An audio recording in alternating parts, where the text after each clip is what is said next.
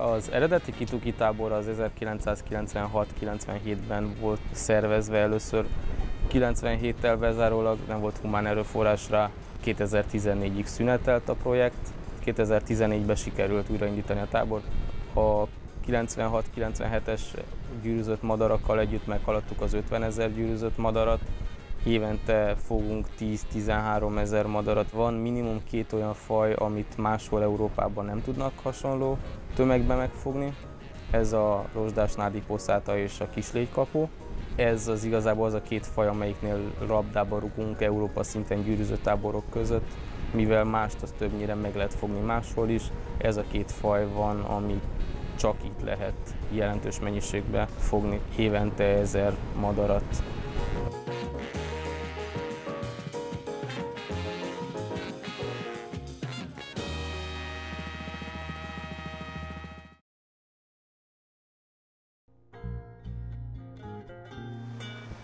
Elég szerencsés helyzetben vagyunk, ugye az egyik felén a töltésnek a tenger van, a másik felén a Sinoé és a Rázelmtavak. Ez töltsérként begyűjti a madarakat a tábor környékére. Mindig arra törekszünk, hogy egy standard felállásban ugyanoda tegyük vissza évente a hálókat, ugyanolyan hosszú hálókat helyezünk el, ugyanolyan konfigurációra, mert csak akkor lehetnek összehasonlítani a különböző évekből származó adatokat. A Nádban volt 5 háló, a bokorsávban 5 háló, és a tengerparti szittyós részben meg egy hosszú hálósor. Tehát úgy nagy vonalakban a 3 fő élőhely egységet, élőhely elemet azt lefettük.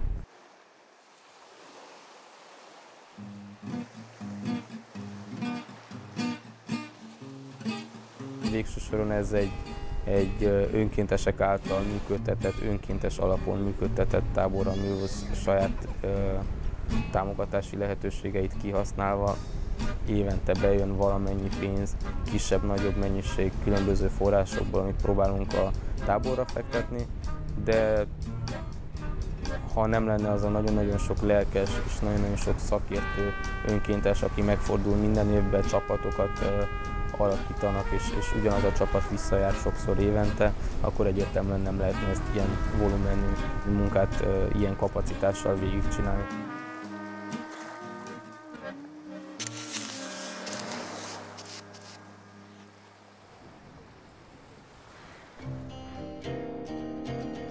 Általában július végén, de legkésőbb augusztus elején a hálók már állnak, fogjuk a madarakat, és próbáljuk minden évben befejezni, tehát úgy, hogy ez a november elejé periódus még becsúszson, amikor a rigók még jelentősen vonulnak. Minden csapatban 1 vagy 2 gyűrűző szokott lenni. Ezek a gyűrűzők felelősek a saját csapatuk összeállításáért, és igazából ők biztosítják a szakmai és a működési hátterét adott héten a tábornak. Cuculus canorus 1Y, elséves madár.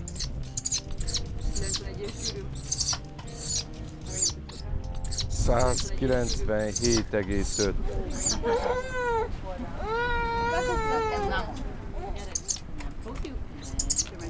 Fiatal kakuk.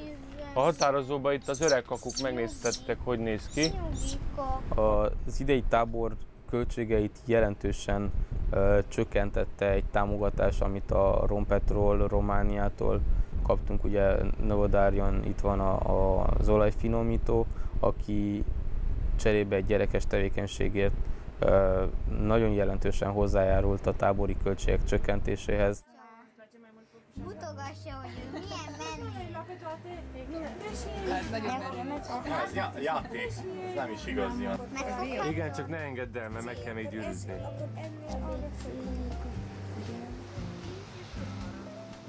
Általánosan erősítsük. Azon fajok tekintetében, amelyeknél az egyedszám, amit fogunk, az jelentősen nagy.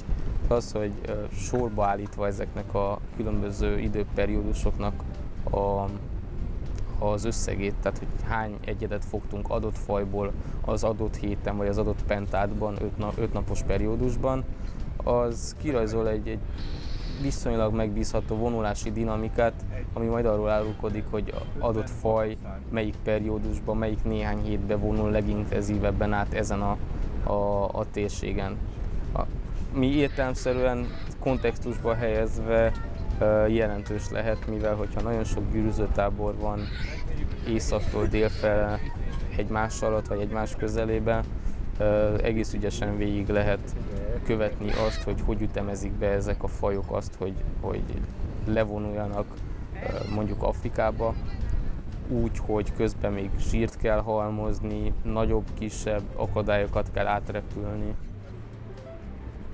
Nádi rigó, 1Y. A gyűrűzésnek olyan szempontból van jelentősége, vagy egy elég erős hozadéka, ugye erre volt eredetileg a módszer kitalálva, hogy egy ilyen nemzetközi kollaborációnak a része kell legyen. Az, amit mi megjelölünk, azt remélhetően máshol visszafogják, kiderül, hogy hol járnak az általunk jelölt madarak, illetve az általuk megjelölt, mások által megjelölt madarakat visszafoghatjuk mi itt a táborba, és ez is egy releváns információ lehet mindkét fél számára.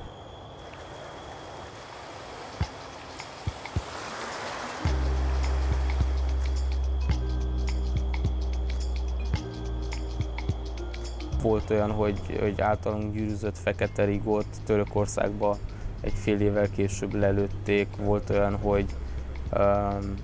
hogy az általunk gyűrűzött dankasirály valaki kb. Egy évvel később lefotózta Rómába, egy csomó más dankasirály társaságába. Nádi rigó, foltos nádiposzáta, ezekből fogunk jelentős tömeget, tehát ezekből fognak vissza a legnagyobb valószínűséggel állatokat, és több cseregő nádiposzátát meg nádi rigót visszafogtak, például Izraelben, amiből tudjuk, hogy ezek a madarak oda mennek terelni, sőt, amellett, hogy ott terelnek, nagyjából be tudjuk lőni azt is, hogy milyen gyorsan lejutnak oda. Tehát értem ezt úgy, hogy az idén visszafogott cseregő nádiposzátát 35 nappal korábban gyűrűztük itt a táborba, tehát az légvonalban 4000 km madárszárnyon jóval hosszabb, akár duplája is lehet a távolságnak. Ezt 30 nap alatt tette meg egy 15 grammos madár, ami egy elég jelentős és érdekes eredmény.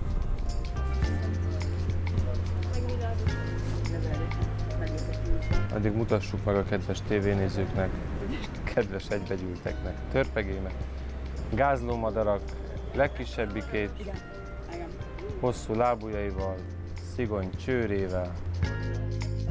Igen.